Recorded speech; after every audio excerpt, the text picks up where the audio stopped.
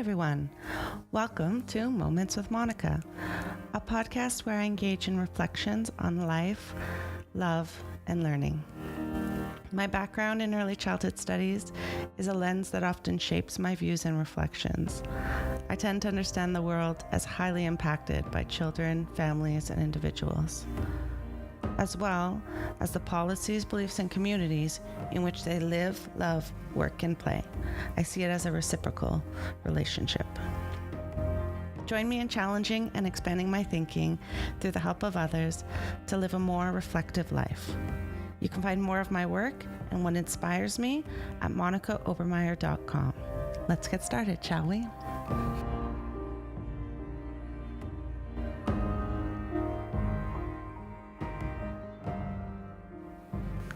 Hello, welcome back. I can't even believe how many people are actually listening to me, so that's pretty amazing. Thank you for that. If you're interested in podcasting, I think you should try it because apparently people like to listen. I'm not all that special, and I'm sure you probably have even more exciting things to talk about than I do. If you're interested, you can always email me or message me on social media, and I'm happy to give you a little bit of advice of what I've done so far and what I've learned. It's not that hard. Anyways, let's get started for today. I wanted to talk about something that is not so in line with what I've been talking about before, which has been primarily around early childhood and families. This is more around leadership, but I think there's lots that we could all learn in terms of leadership opportunities and just understanding people better and giving people more chances than just first impressions. So I want to describe a situation where I had an interview that I was the person doing the interviews for hiring with another staff member. And I have to say this interview was particularly painful and beautiful at the same time. So the person that we interviewed stuttered throughout the entire interview profusely, like almost enough that you would think that they have a really significant stutter, like certain words would take a long time to come out, and probably in almost every other sentence, one of these words would come up. So as you can imagine, that made a very long interview. And what was amazing was the interviewee did not shorten what she had to say. So I would think if I had such a strong stutter, I would probably only give very brief answers. But she didn't. She actually went into full descriptions and gave very beautiful answers to the questions that we asked. And despite her stuttering, convinced me that she really knew what she was talking about and really had a passion for the job. And so if you looked past the stuttering, there was something really amazing there. And yet we had to choose a candidate. So I don't know what possessed it in me, but I really did want her. And so did the other woman I was interviewing her with. But of course that brings concerns. I was working with a particular population that doesn't always hold their tongue. I'm going to just say I was working with youth, and youth tend to say what they think. So I was actually most worried about her, if we chose her and hired her, how she would be treated in the space, how she would be accepted in the space. And I still called her references because something about her intrigued me, I guess. And her references were all very glowing. Nothing stood out of concern that I would have not normally hired her for. Nothing about her stuttering was mentioned, obviously, because we can't talk about those kind of things in a reference. You have to talk about performance and things like that. And so I just thought we would probably hire her, despite the fact that I worried for her. I worried how she would handle the responses of the participants. I worried how the participants would respond to her. But another piece of me wasn't that worried because of the way she powered through those questions in the interview, even with the stutter. I saw a strength there that I thought maybe she would be able to conquer this on her own. And if not, we would just work together to figure out how to handle this situation. So lo and behold, we hired this woman and she shows up to work, has almost no stutter at all, if any. I can't even remember her stuttering when she started working, and was fantastic at the job. And honestly, the person that she was doing the job, as opposed to the person she was in the interview, were two different people. I think it's easy in our world to discount people on first impressions. And I think it's easy to get around laws that say that you'll hire equitably, that people won't be judged on things they can't control, whether that's disabilities, physical appearances, identity, things like that. But it's actually easy to get around those because it's very hard to prove. So I'm pretty sure that many situations, people are not hired based on something that they cannot control. I'm not saying that we would have done that. I worked for an agency where, if anything, we would have more likely hired you because of those things. We would go out of our way to not let those things get in the way. We were a very equality-based place. But why that's so interesting to me is, on the surface, this woman appeared to have a form of disability. But she didn't even have it. Interviews are hard. High stress situations are hard. They may bring out things in people that are not even normal. So someone may come to an interview and have a tic, or someone may have a stutter, or someone may do some weird leg movements that look like they have, I guess a tic. But those things might not actually be their day-to-day, and that may not even have a thing on their job. So people are being judged for things that nobody would ever even know happened. If it wasn't for me seeing this podcast, no one would even know that this situation happened. And it just reminds me how surprising reality is. How unreal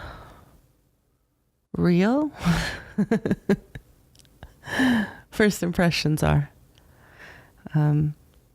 Which shouldn't be surprising, because I am a super introvert, socially awkward person in certain situations.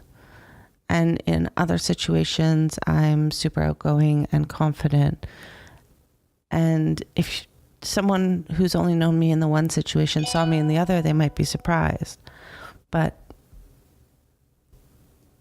we forget how complex we ourselves are in allowing other people to be complex. So why do I even talk about this? I think I've been lucky enough to be in leadership positions, and in a position to make decisions about people's livelihoods. But I think that in their own way, everyone is a leader.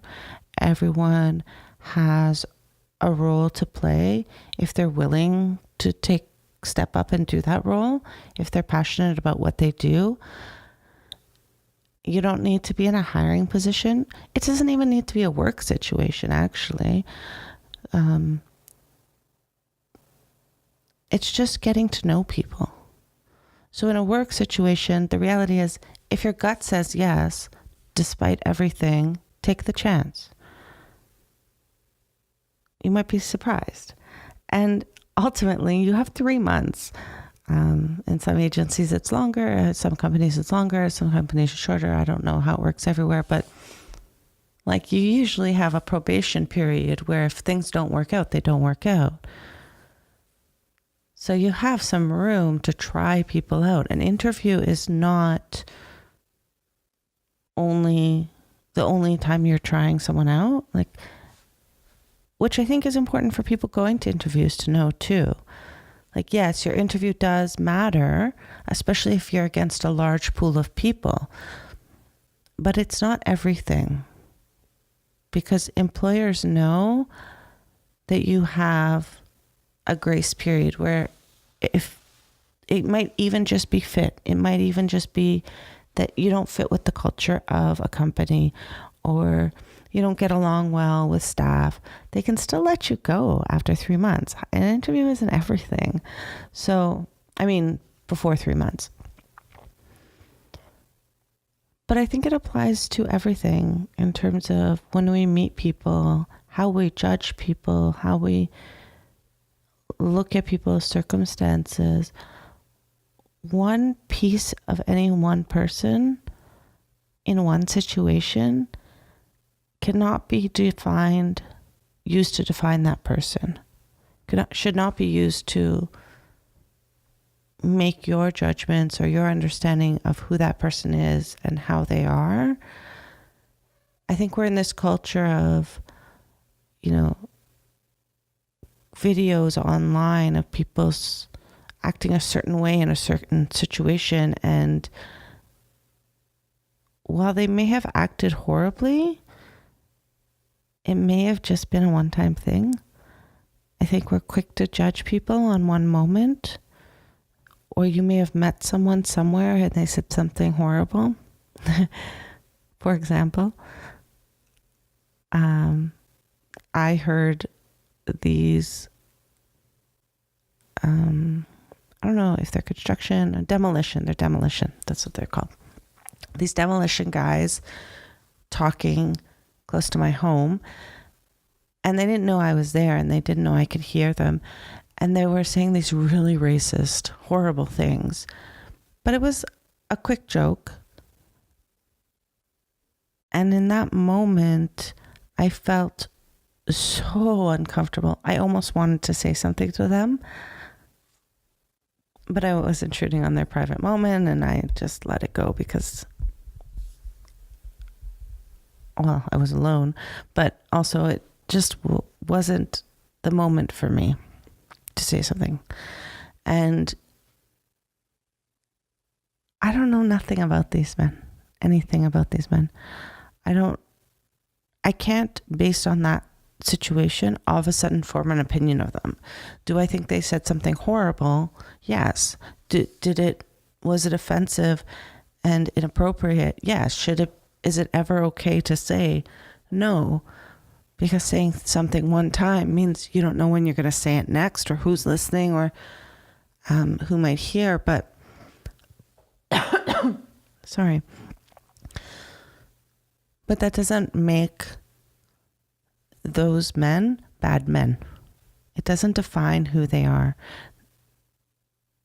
They may be the best guys, I think we're quick to put a judgment on a person as opposed to an action. And people can do bad things and have bad actions, or think incorrect things, or act in correct ways, or be offensive in a moment, but that doesn't make them a certain kind of person. I think ultimately, even people who maybe do bad things or think bad things, or I don't even know, bad is such a quantitative word, but you get what I mean. It doesn't mean they're bad. Even the worst person, and like, let's say someone like Hitler, he had really backwards ideas and really did horrible, atrocious things. But was he actually a bad person? Like, how do you define a bad person? Like, are you born that way? And had he had different influences along the way or different circumstances, would he not have been different? Could things have not have changed? Now, he died and he did what he did, so we know he caused great horrible stuff to come into the world, and he was responsible for that. But him as a person, I don't know how we can quantify that and put it on a scale of bad, although he was the name that came to mind. So he is probably, if we were to put a scale, he's on that far end. But am I a good person because I try and think good thoughts? No, I have bad thoughts too. And I think we all do. And I think we all struggle with the good and the bad and I don't know, all the pieces. Like, I think we're all trying to be our best selves. I don't think many people wake up and think, I'm going to be a shitty person today. I just don't. Maybe. But even that, like, how did you get there? Why? There's more there. There's things that happen that make people get to these places. No one's just independently a bad person without influence. Now you could tell me, I know there's what's that one that there's so much controversy around? Psychopathic. Okay, I don't know enough around that to really know, but I find that one so hard. I don't know, so I don't have an answer there. Maybe that is the extreme, but I can't touch that one. Perhaps someone else can. This is not where I thought I was going with this podcast at all. I started talking and I ended up on somewhere else completely. I was trying to talk about leadership, but okay, here we are. So welcome to Moments with Monika, where things go off on tangents.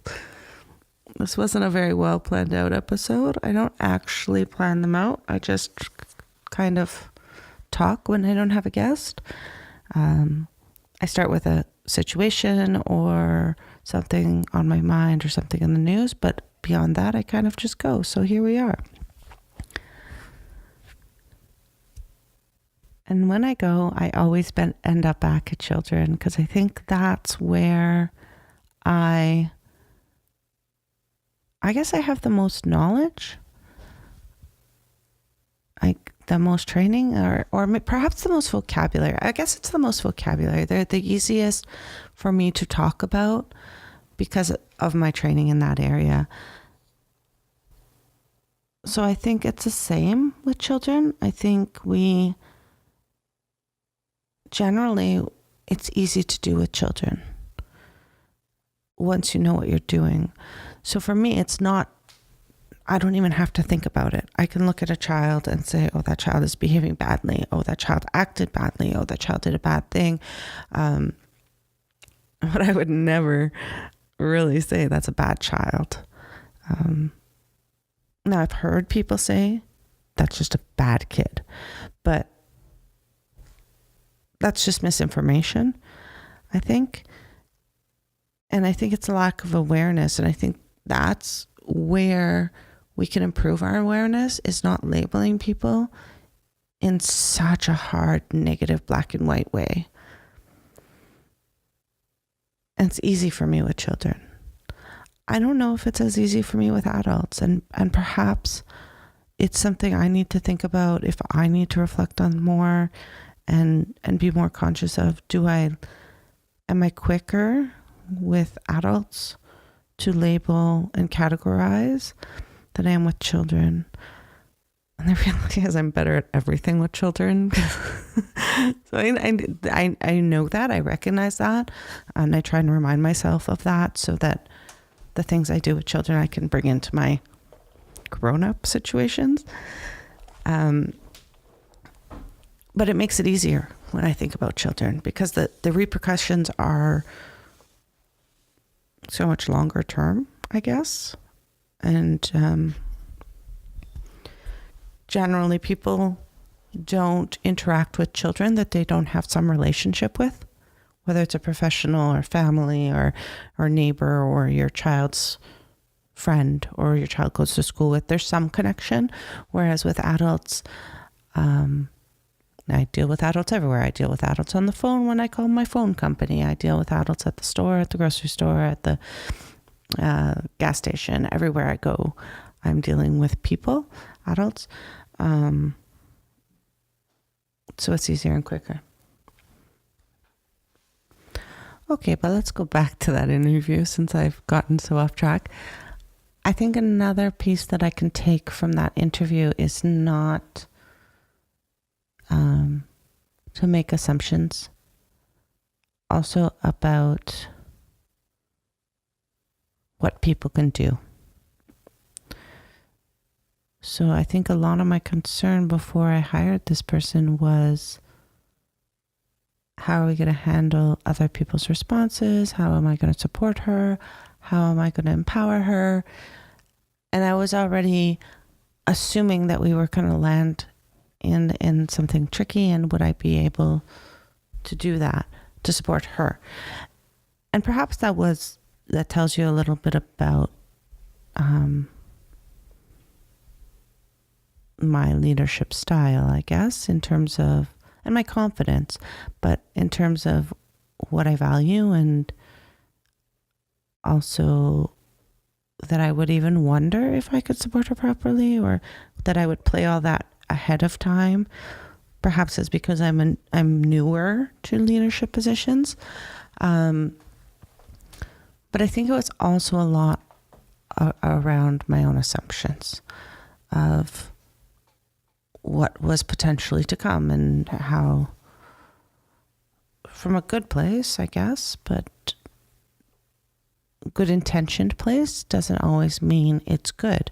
So she showed up and surprised me, and I would have never known how wrong I was if she hadn't, like she came with a whole set of skills and abilities that I wasn't even preparing myself for.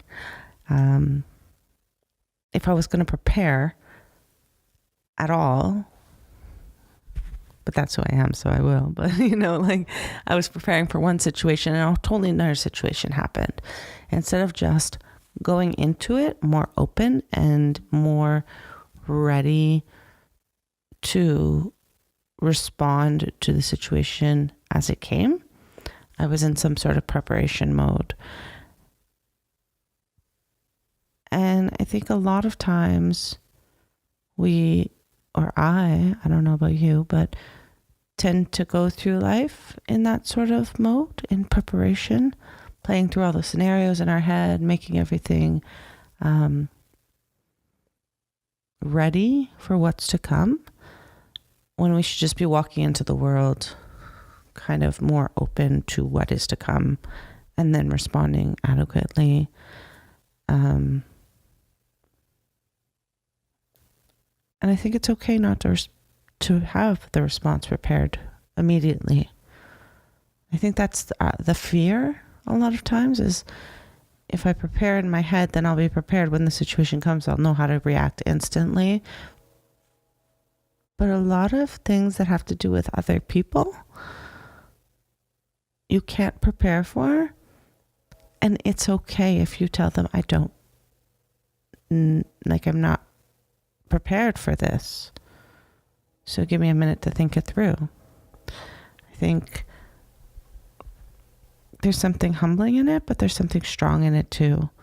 There's a real, I've always said to staff and peers, if a family asks you a question and you don't have the answer, it is okay to say, I don't know. And I think this is the same kind of situation where it's okay not to have a prepared response. It's more authentic. It's more natural, really. And I think it's better because then you're actually responding to the true situation instead of some sort of pre-prepped response. And I find that's when I have my best interactions, is when I just didn't prepare. When I just let things unfold and took my time to respond in the best way suited to that specific situation. Every situation's different. Every person's different. Every child's different. Every family, everything. The same situation, never mind, the same me in the same situation today, saying the exact same words and all that same stuff tomorrow could be totally different. Because the weather might be different and might be affecting me. How much sleep I had. It could all just change. Nothing is so static that you can prepare for it. Today I might say I'm hungry and tomorrow I might say I'm hungry. It's so different. I'm so hungry. Every situation's different. I think there's a beautiful strength in not preparing for those situations that perhaps I could work on a little more. And maybe that's my goal for the week, to be more present in those situations, which is funny because I studied briefly mindfulness, and I do from time to time try and use those practices.